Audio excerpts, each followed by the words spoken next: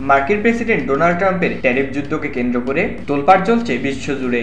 মার্কিন শুল্কের বোঝা ঠেকাতে রীতিমতো ওয়াশিংটনের সাথে আলোচনার টেবিলে বিভিন্ন দেশ। তার মধ্যে এশিয়ায় যুক্তরাষ্ট্রের অন্যতম ঘনিষ্ঠ মিত্র হিসেবে পরিচিত ভারতের জন্য এসেছে দুঃসংবাদ।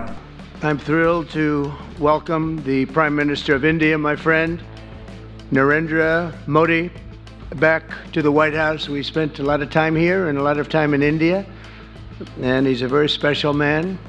দেশটির উপর 25% শুল্কের ঘোষণা দেন প্রেসিডেন্ট ট্রাম্প। মার্কিন প্রেসিডেন্টের অভিযোগ বন্ধ হলেও যুক্তরাষ্ট্র বিরোধী বিভিন্ন পদক্ষেপের সাথে জড়িত দিল্লি। এর মধ্যে ব্রিক্স জোট ও রাশিয়ার সাথে সম্পর্কের বিষয়টিও ক্লিয়ার করেন প্রেসিডেন্ট ট্রাম্প। তিনি আরও বলেন, ভারত আমাদের বন্ধু, কিন্তু দেশটি ব্রিক্সের সাথে জড়িত, আর ব্রিক্স যুক্তরাষ্ট্র বিরোধী অবস্থান নিয়েছে। এর পাশাপাশি রাশিয়ার সাথে বাণিজ্যিক সম্পর্ক রেখেছে তারা। রাশিয়া ইউক্রেনের উপর আগ্রাসন চালিয়ে আসছে এবং ভারত আমাদের পণ্যের উপরও শুল্ক দিয়ে থাকে। কোনো কোনো পণ্যের উপর 175% পর্যন্ত শুল্ক দিয়ে থাকে। সহমতে এরকম পদক্ষেপের পর উত্তেজনার পারদ চড়েছে দিল্লিতেও।